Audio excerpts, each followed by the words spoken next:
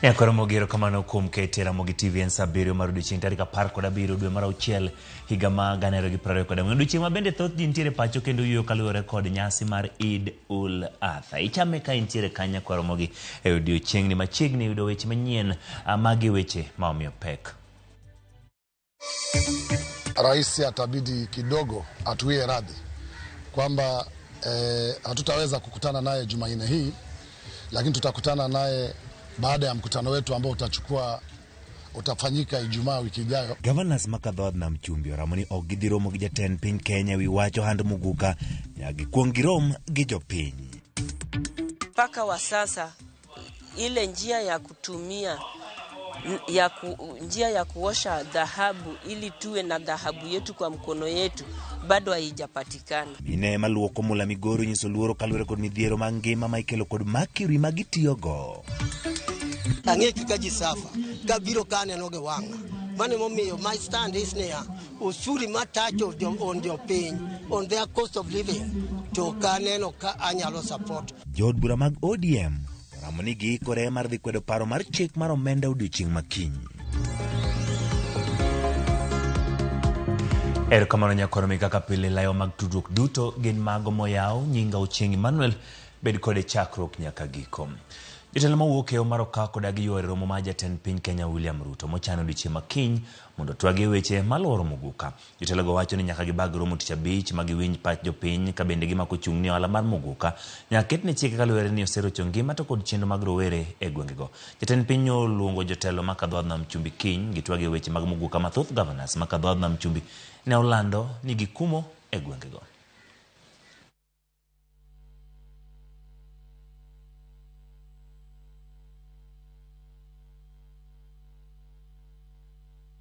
Rais atabidi kidogo atuie radhi kwamba hatutaweza kukutana naye Jumanne hii, lakini tutakutana naye baada ya mkutano wetu ambao utafanyika Ijumaa wiki ijayo hapa Pwani, wa viongozi wote wa Pwani wa kisiasa na viongozi wengine wa takriban mbalimbali katika Pwani yetu. Kwa hivyo tumekubaliana kwamba hili janga ambalo linatukumba si janga la sisi magavana, ni janga la umma, na tumesema kwamba viongozi wote lazima wahusike. Kwa hivyo itakuwa sisi tumeenda kinyume na viongozi wenzetu ambao wamesimama pamoja tukikubaliana kwamba hili ni janga lazima tupigane nalo. Unajua kuna majanga mengi katika jamii zetu, lakini lile ambalo linatukumba na ambalo magavana na hao viongozi wetu naliona waziwazi lile ambalo tumelivalia njuga la mogoka. Kwa hivyo tunamwambia rais tunashukuru sana na atuie radhi, atupe muda baada ya Ijumaa mkutano ule mmoja ambao tutakuwa nao viongozi wote wakati wote baada hapo anaweza kutuita ili tukikutana naye tuwe tuna azimio kama jamii. Kadhi nyime ene jodong kaya mawuok e kaunti ma Kilifi wuok oko kendo medo jiwo dondgi e witiyo gi muguka e alworano. Kotelni kod jagoro maduong' e bwo riwruok mar Malindi District Cultural Association Joseph Mwaranfu giwacho ni muguka osekelo midhiero mathoth ne jodak kawuok e alwora ma Nam Chumbi. Giwacho ni gisiro dwaro ma governors ang'wen makadhodh Nam Chumbi mar kumo hand muguka dwe mokalo. Governors go ne ogoyo marufuku kelo, uso kod tiyo gi muguka e counties go.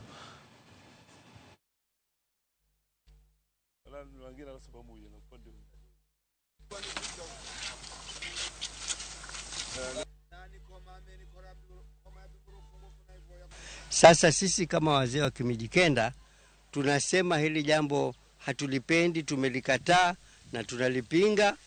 Na ikiwa ni mambo ya biashara, biashara si lazima iletwe hapa kwetu.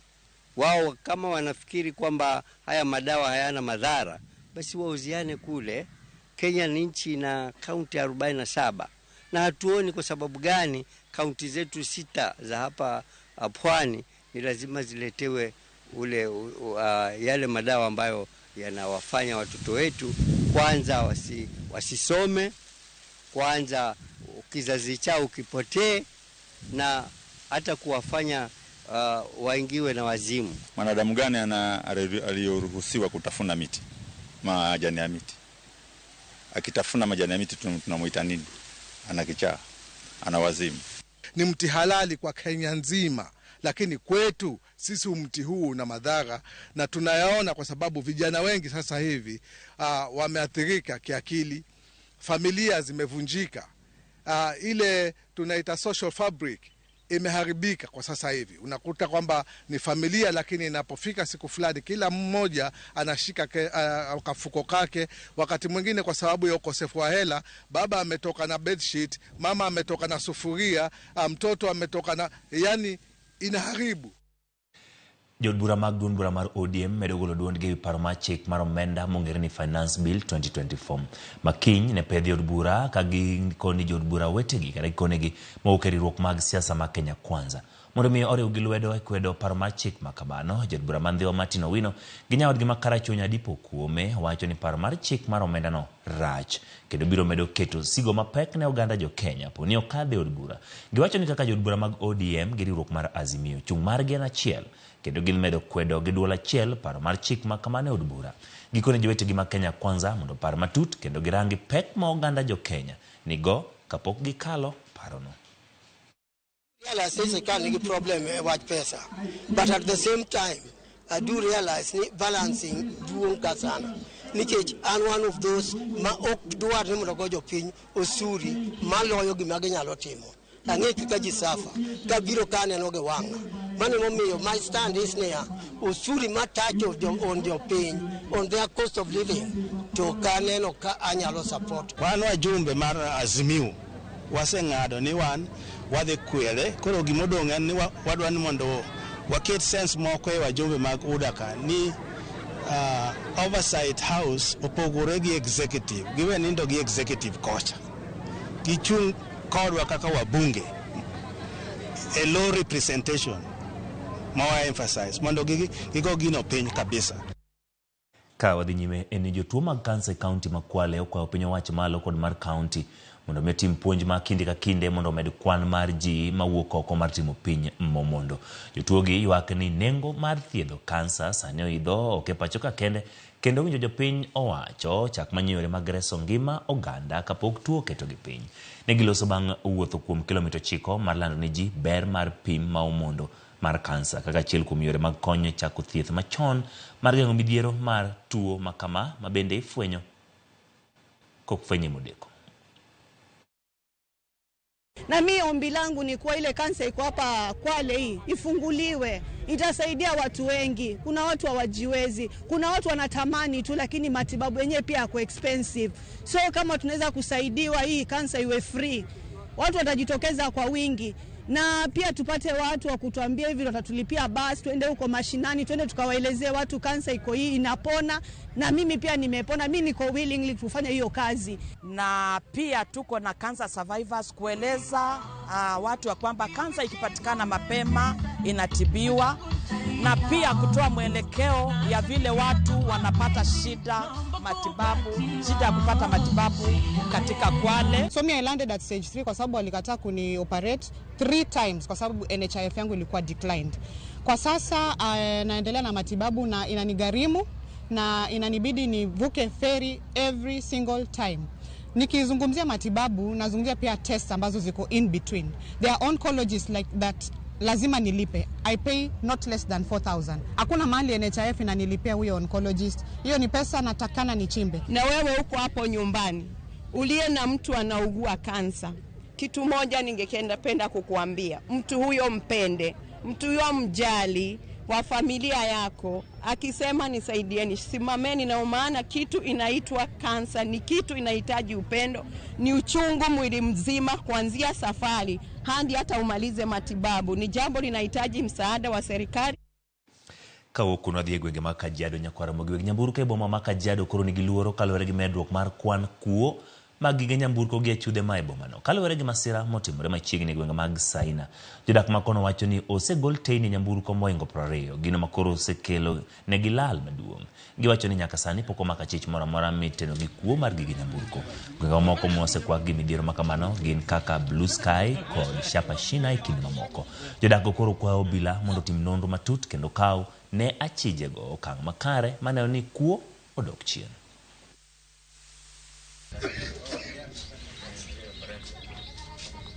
Ukuta kwangu umebomolewa alafu wezi wameingia ndani, wamebomoa gari, wamechukua taa kadhaa zilikuwa hapo kando kando, wametoa za mbele, zimetolewa zote zikaibiwa.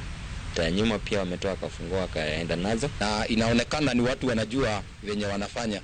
Juu gari zote ambazo wameweza kuiba, kutoa mataa, ziko na alarm haili, na ukiangalia ni watu wako na ujuzi. Kienda polisi juzi tumepeleka rafiki yetu kuripoti kisa kama hiki. Tuliambiwa zimezidi, hati kila wakati ni hivi inaendelea. Kwa hivyo sasa tunajiuliza, serikali kwani hao wakora wamewazidi nguvu ama ujanja? Sisi nasi tunaomba kama wanakijiji tutashikana. Sasa sisi ndio tutaweza kujilinda kama sasa tumeshindwa kulindwa. Kumekuwa na hiyo mambo ya magari kuvujwa na kufanywa nini, vidole zinakuja zinachukuliwa, lakini bado hatujapata mtu ambaye amepatikana. So tungetaka security agency wakibia kwa haraka na waweze kujua ni akina nani hawa. Kawo kanyo adhi gwenge mag Mandera jodake kar chung'ud bura ma Banise kaunti ma Bandera bago ng'anyo ka gidwaro mondo mi piny owacho mamalo okaw kang' maneno ni duol mochung' ne yiere pacho ka IEBC oketo chenro mar yiero matin ma jaod bura ma kono tok tho mar jaod bura machon Kulo Malim Hassan.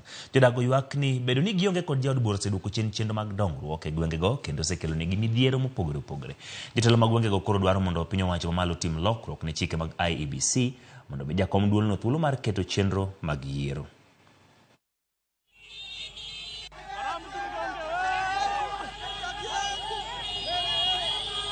Are you aware of the fact that the failure of your government to conduct by-election within 90 days after the declaration of the vacancy has created a constitutional crisis in the country which you have sworn to protect its constitution? Mr. President, it is because of all those reasons we are requesting you to actively help resolve this matter. Because each day this by-election is delayed, is an additional day we continue to suffer injustices. Wakilishi wa bunge katika national, yani bunge wa kitaifa warekebishe katiba ili secretariat ya IBC wanaweza conduct by election, kwa sababu wasipofanya hivyo tutazidi kuongoja na kuongoja itatuumiza na tutarudi nyuma kimaendeleo. Rais atengeneze aunde kamati ya IBC. Election afanye haraka. Zamani miezi 3, sasa miezi 15. Katiba hii Kenya umri wake bado bita. Kwa hivyo sasa tubate haki yetu, sharia yaendelee, mambo ya kona sisi tutaki. Mine mantiere sekta ma kunyo mule kaunti wa Migori dwaro mondo piny owacho migiyore mamoko mag loko mula ka giwacho ni makiri magitiyogo ketongi magi kamarach. Mine go koni makiri magisebedo ka gitiyogo ni kod kwiri ma bende koro nyalo miyo gigam tuoche matama. Jojuma miwa mathoth. Maloyo mine gana biche kaunti ma Migori donungo margi kawuok kuondego ma kunyo mula e kaunti ma Migori mangima. Thoth minegi ema timo tich mar luoko mula e kuonde kunyo mula ka gitiyo kod kwirino mar makuri, kwiri ma bende kelo midhiero mathoth ne dhano, jamni kaachiel kod alwora. Ng'eny mine matiyo kod makiri luoko mula onge kod rageng' moro amora kendo ma iketo ngimagi kama rach mokalo. Luoko matimono en gima akwano kaka tija matimo mane kama ondika ma ayude kaka konyora kod nyithinda.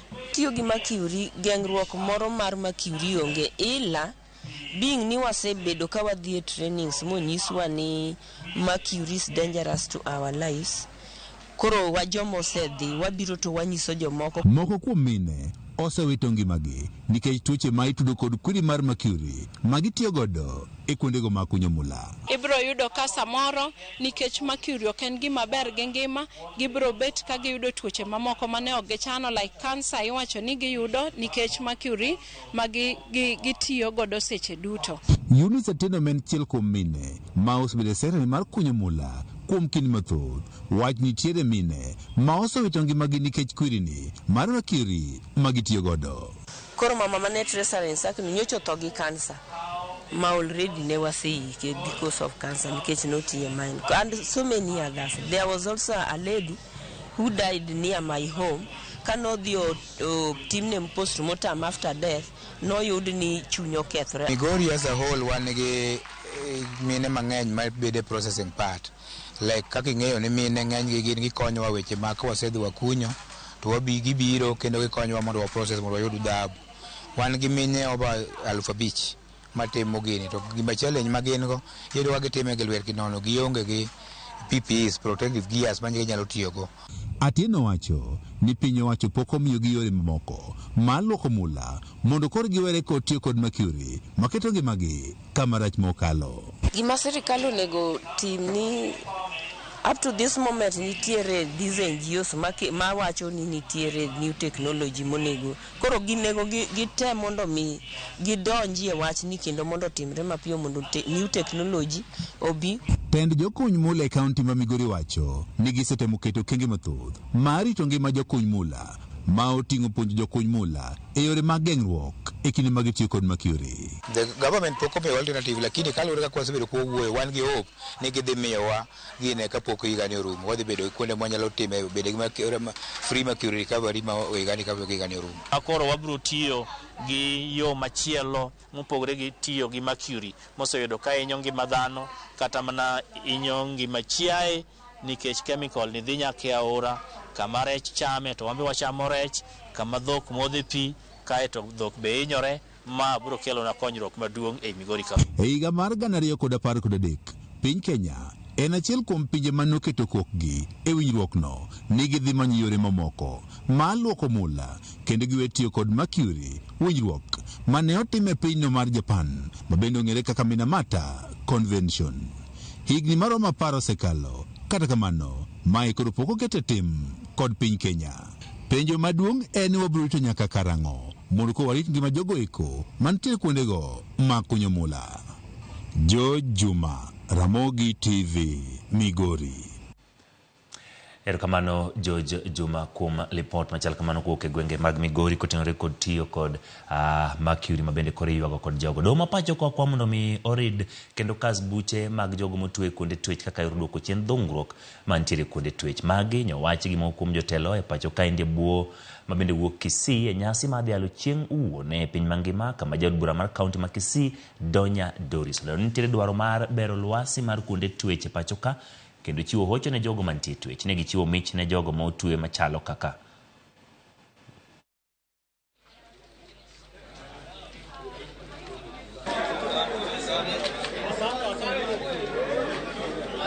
Niliamua mimi kama mama county nikuje hapa kwa Mel Prison niwaambie happy Father's Day na ile assurance kwamba wanapendwa. Ndio unaona siku hizi mental cases ziko very high. Kuna mtu anaweza funguliwa kutoka prison, amefika, ameserve imagine, alafu ana commit suicide. So ni vizuri wakati unakuja unawaambia their lives matter and they are important to us. Tumepata nafasi ya kuwafanya wale wanaume ambao wako hapa ndani ya jela ambao ni wengi kujisikia na ile heshima ya kuwa baba ya mtu, kuwa mume, na hadhi yao bila ya shaka esteem yao iko juu sana. Tunafurahia kwa sababu majukumu ya baba hayaishi wakati mtu anaingia jela. Na jukumu kubwa kabisa katika maisha ya wafungwa ni kwamba iko siku tunatazamia kuwa watatoka nje, waende nyumbani na waendelee na yale majukumu yao kama kwa jamii, kama wanaume, kama bwana ya mtu, kama baba ya mtu. Ya koro mogiro kamano kumedo ketera Ramogi TV. Duchieng' duchieng' mabende jomoko ntiere wacho ni gintiere holiday kendo giyueyo duchieng' ma yueyo. Nitie jok mane achiel kachiel bende go koda mbaka. Erokamano Sewez Kenya Wuod Agwara wacho ni Chieng' Emmanuel achiel kachiel. Erokamano kuom kete Ramogi TV. June Dorothy ka ntiere Kisumu. Erokamano kuom kete Ramogi TV. Hamston Mondi. Erokamano ng'at luonge na Teza Mosne Melvin Odoyo oyudo mos machal kamano duchieng' ma kawuono. Helen Odere erokamano kuom kete Ramogi TV gi lakseche gi chenro mar migago. Ng'ato ntie malungore kae ni Panyamjane wacho ni Mosne Ogush margi. Erokamano Evans Wood Kamrembo bende nena erokamano kuom kete Ramogi TV. Lizo Kumu Nyasabak wacho ni Chieng' Emmanuel wayuo kaendi kendo neno migago odiochieng' wabende no miwage piny wacho mayueyo. Gush Boniface wacho ni Mosne min gi Jeno Gus, Engineer James Omamo, Otis August, Jaduong' Gaddafi mar Rotandhiwa Rasto. Erokamano kuom kete Ramogi TV. Isaac kantie chuny boma ma Nairobi bende wacho ni Chieng' Kawuono wayueyo kendo waneni maler ka wantiere pacho kae ndiero kamano. Masi kani Mombasa awacho ni amos ne wuon gi kanyo mabeyo konyisa nyinge en bende chima kawuono yueyo. Alicia Berry lekantie Lang'ata gi Kazinde Atoto Nyar Mien erokamano yudo ote mare. Velma Wuor kantie Kisumu Nyalenda ka achiel kod ng'at maluongo ni Ivy Nicole amos ne min gi Lilian Mitesh erokamano nyakwara moga jong. Akikidhi mabor pod wantiere kod mathoth moiko ni chenro mar migago.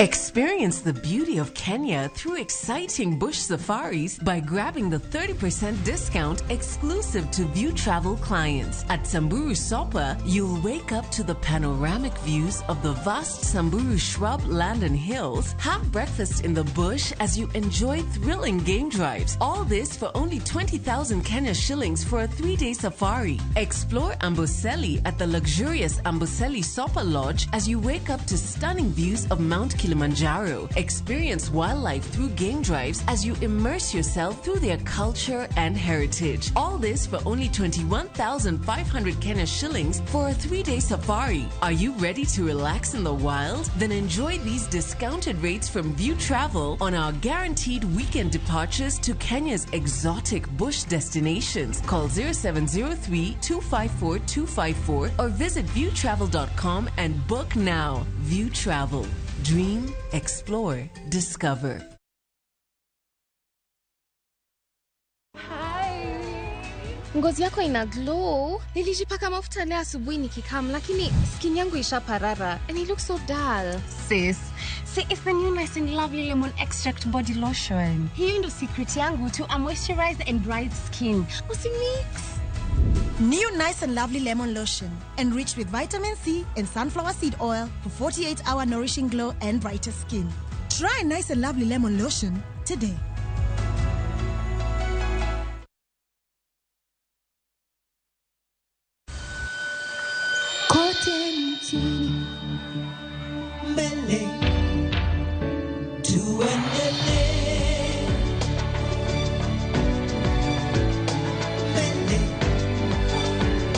Kenya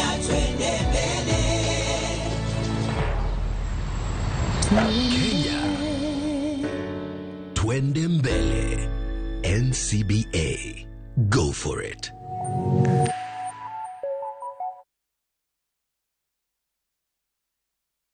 Nyakwa Ramogi negin ji mahumbgi ne lach kanegi loso oganda ne chiko itgi bende kama negi kalie weche ne dong matho Nuna nigo kot kamoro kachacha nogoy asama dwa wache to go kot to jibiro tek No ero sort out dispute.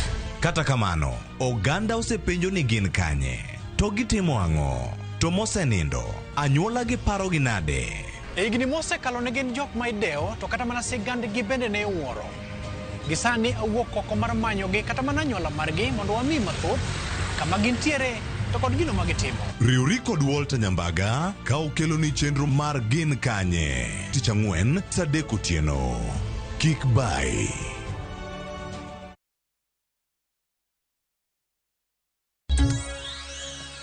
Yakoro mogero kamano komedo kete Ramogi TV ka wadhi nyime riwruok mar were e kaunti ma Kajiado buogo mar bago ng'anyo ka gisundo duol mandiko jotije piny owacho PSC e kinde mag ndiko ji e tich e migepe mopogore opogore mag piny owacho e pachoka ka giloso kod ute fwambo Kajiado. Rowere go wacho ni gin kod buok maduong' kaluwore ni thothgi ne oro kwayo mag manyo tije e migawo mochung' ne tudruok kod lony manyasani to rowere ariyo kende mawuok e kaunti ma Kajiado emoyudo thuolo mar tich e kinde thuolo 20 mane olandi. Gidwaro ni duol mandiko jotije piny owacho dew gwenge te e kinde ndiko ji e tich kaw kamano to gibiro bago ng'anyo nikech akweda magiyudo e kinde magimanyo tich e migepe mag piny owacho gino magiwacho ni weyo thothgi maonge tije. Positions September 23rd September 2023 and deployment was done last week and something interesting happened. Out of 20 interns who had been deployed to work under different directors in different sub-counties in Kajiado County, only 2, regrettably, only 2 out of 20 are the people from the indigenous community here in Kajiado County. It is very regretting, and what we are asking today is for the Department of the State Department for Basic Education to reconsider this, because we shall not take it lightly.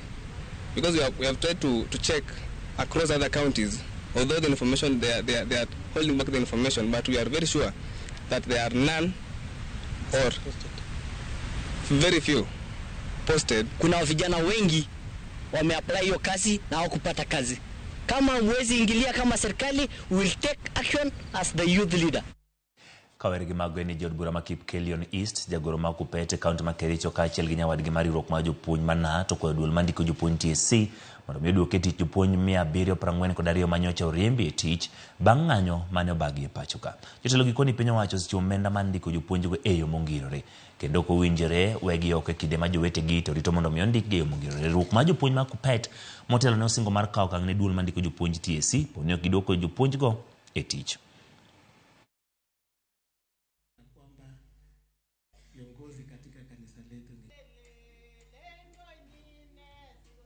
Hata kama wakufundisha tusaidie hawa, na ningependa mimi mwenyewe nipate kutoa maombi ya dharura hasa kwa minister na TSC ministry yote kwamba tafadhalini hawa tuachilie hawa, na pia kama watu wameomba msamaha wacha waendelee kwa kazi. Most of those teachers replied to the show cause letters. Most of those teachers reported immediately to school. They were present for the retooling 100%. We didn't expect to receive the show cause letters, and when we received them and answered, then we were slapped with termination of contract. We really condemn this, and we ask our commission to take it up and to consider that step. Mheshimiwa, what we are asking you, and we believe in you, is that let us not have even a single teacher awe amefutwa kazi. To lose the same budget that you are going to observe all of them into permanent and pensionable terms. Ka podwa ntiere weche motenore kod puonjo en ni jopuonj mag junior secondary manyocha yudo barupe marucho gi orak magi kod TSC koro koni kamoro mano en oledhi ma TSC dwa tiyo go gologi ok kwan jopuonj mawinjo ndike yo mogirore. Jopuonj mosebedo ka kendo ratiro margi kuom dwe achiel koro koni ok en gima kare ka duol mandiko jopuonj TSC ok oyang kaka kuom higa achiel gisenyagore gidhiro somo e skunde mag junior maonge chudo malong'o. Kaka Judith Omondi lero, riwruok ma jopuonj ma Kupet nyocha osingo kawo ndamo ne TSC poni ok girucho oko okang' ma kamano. Kata kamano nyaka sani jopuonjgo pok oyudo ripot kowuok kuom TSC. Juma mar ariyo chakore nyaka ne jopuonj 742 yud barupe mag TSC marucho oko rak mayango gi kaka jopuonj mag JSS chakre higa mar 2023 ma bang' ng'anyo mane obag kod jopuonjgi e counties ma opogore e pachoka. Jopuonjgi ywak ni okang' ma okaw kod TSC en oledhi mar weyo gi oko kendo chiwo barupe gi ne jopuonj mamoko ma ok osebedo ka thagore kuom higa achiel e kinde ma owinjo chak ndik gi e yo ma ongirore. Kaka koro rak no rumo, ginyalo tiyo godo mondo giblokwa, mondo giging'i yorwa mar bedo confirmed, mondo wayud tich mar pensionable and permanent terms.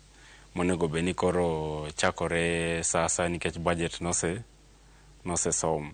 Jopuonjgi manyaka sani bet pacho e kinde ma jowetegi to dhi nyime gi puonjo koni ok en paro maliw kaponi TSC nyalo miyo gi kiach gin oganda ma osebedo katiyo matek gi osara matin e dhiro somo mag junior school kuom ma ohew higa achiel. Think that is very unfair for someone who has diligently served the nation for close to 2 years, because a majority or a good number of us who received those termination letters had been serving the country since February 2023. So to terminate that contract in June 2024, it is a very, very unfair. Kabende gikoni gi kia lai mane otigo e yiero 742 kama moko ma bende ne nie ng'anyo to duoki e skunde. Koro nitie nyaka jok mane oduoko barua gi gimomiyo nok gidok tich. To TSC orucho tijgi ka wacho ni gimomiyo nok gidok tich pod ok nyal yangi. Nyaka sani gikoni poni oyie duok gi tich kik TSC migi kum mar tero gi kuonde tich mangima teke. And let these teachers be reinstated back to their stations where they were serving. Let not the Teachers Service Commission victimized them by posting them away from their counties where they were serving or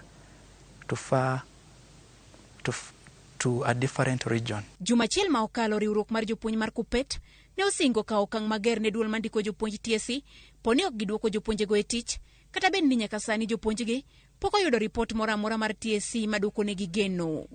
Judith Omondi, Ramogi TV. Erokamano Judith Omondi. Kodhi nyime piny owacho mar kaunti ma Migori kokalo kuom migawo mar pur kod pith ochiwo chiemb rech ma nengogi romo shillings bilion 2.5 kod nyithind rech maromo 90,000 ma okawo milion 1 ne jopith rech e kaunti ma Migori. Giyango ni gikawo okang' ma kamano kaka yor ting'o malo pith mar rech e kaunti no. Jojuma nigi mathoth. Nengo mamalo ma chiemb rech kaachiel kod nyithind rech osebedo ka kelo pek mokalo ne jopith rech e kaunti ma Migori. Moko kuom jogo mane odonjo e pith mar rech higni machon ne oseweyo pith mar rech nikech omenda malo madwarore e nyiewo chiemb rech kaachiel kod nyithind rech. Kina gharama sana, lakini uzuri ni kwamba tofauti na kwamba leo tumepeana chakula, tumepanga na tumewezesha wakulima wetu kutengeneza chakula chao hapa. Tumepeana mashini za kuweza kusiaga na kuchanganya chakula. Nyaka sani mana maromo jopith rech 1,700 ema sani pidho rech e kaunti ma Migori. Kwan ma iwacho ni koro osebedore e kinde mar higa achiel mokalo. Jatend migawono ma pith rech e kaunti ma Migori Lucas Musenda mane wuoyo e kinde mane ochiwo chiemb rech mane ongiro milion 2.8 kaachiel kod nyithind rech maromo 90,000 wach ne gikawo okang' machal koda mae mar jolo jopith rech nikech nyaka sani bech chiemb rech kaachiel kod nyithind rech ni malo mokalo. Tuko na fingerlings 97,000 ambazo zimepeanwa leo zikienda kwa dams mbalimbali ambazo zimegharamia karibu shilingi milioni 1. Kenya shillings 1 million. Lakini pia ya pili ni kwamba tuko na chakula. Na chakula hiki kuna lorries 2 hapa worth 2.8 million shillings ambazo zinaenda kupewa wakulima mbalimbali katika kaunti ya Migori. Kwan mathoth mag rech ma ochiw ne jopith rechgi idhi kete yeunigo mane okuny e kaunti ni ma Migori higni mathoth mokalo. Yeunigi oketnegi committees babende dhi rango pith mag rechgo. And as the committee, brochun wanya kwa better transparency, wa gimpesa mwayudo, wa broketo inyimbi alela, tuwapogo. Downs mani indi neti omana nono dhuke mini mudhi. Koro government marwa no decide ni wadwa empower gi mondo gi make better use of those dams. Tend county ma Migori wacho ne gidhi nyime kod keto kuondego ma inyalo kan rech mondo koro kik kethre ka irito chiro. Bang' ka ji ogolo rechgi, rech kethore zaidi masa matin rech osekethre go ji ne bedo gasara. Maendi governor ong'iyo moneno no koni waketa ne cold storage ne jopith rech kochakore Hispania, Migori, Awendoka, Nyakarongo. Wadhi keto smart kiosk man gi cold storage kanyo kae kama kuru ka ji ogolo rechgi kata golo mang'eny inyalo kelo kata en gi baraf gi yo manade marito rech ko rech okethre mapiyo. Afya kisani we can't take red meat. We depend on white meat. So wabro pidho rech mang'eny kendo wabro harvest rech kendo gima moro go ahinya ni the ministry mar fishery owacho ni kwa se harvest okwa rech ok bitow. Kwan mag rech ma igolo kowuok e degnigo ma ipidho rech kata fish ponds e kaunti ni ma Migori nyaka sani romo kilograms 19,500 kod 88 kaole kod lipot mogol kod migawo mare e kaunti ma Migori. Jopur e kaunti ma Migori koro jiw mondo kodonji e pith mar rech. Jojuma, Ramogi TV, Migori.